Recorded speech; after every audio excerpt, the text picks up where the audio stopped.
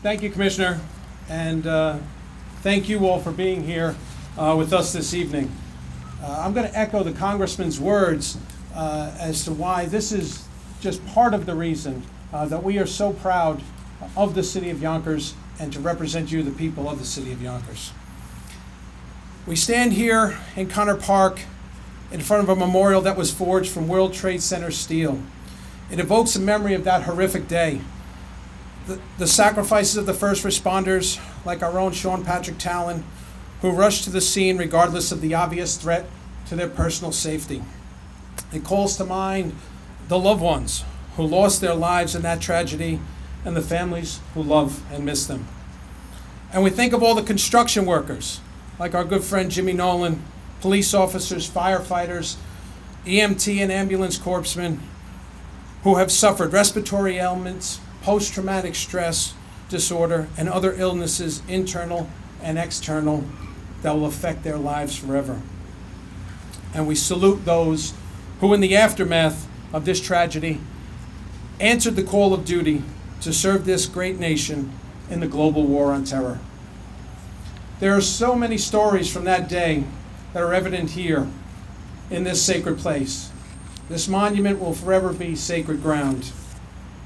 While we might read the names of those citizens of Yonkers who fell on that tragic day, it is important that we never forget, so that we might teach our children and our children's children what happened on that day. I remember it so vividly, like so many of you.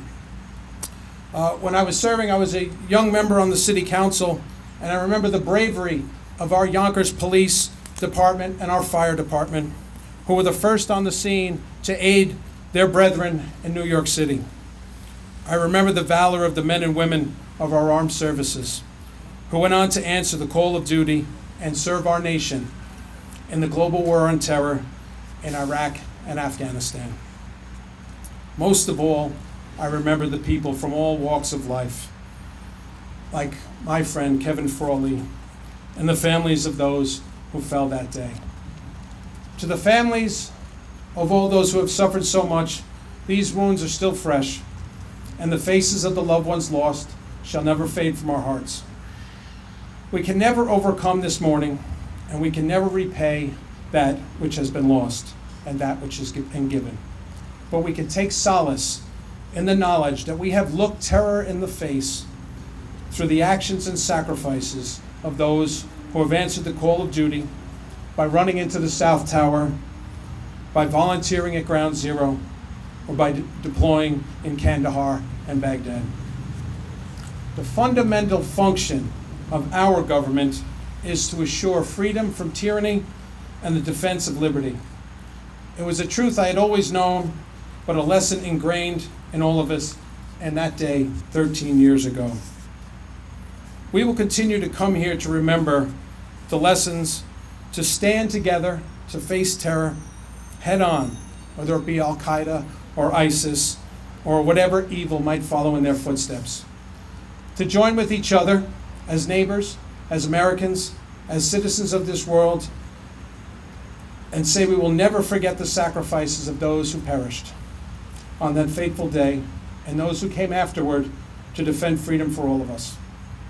I express my gratitude to them and my sympathy to the families who have fallen in the aftermath of this tragedy. I would also like to take a moment to express my thanks to all those who helped put this monument together. And the mayor has mentioned there were so many people who were a part of that.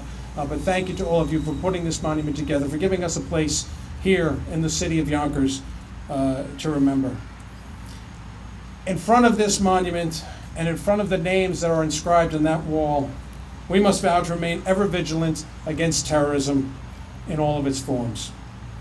I thank you for the opportunity to speak here tonight, and God bless you all, and God bless the United States of America.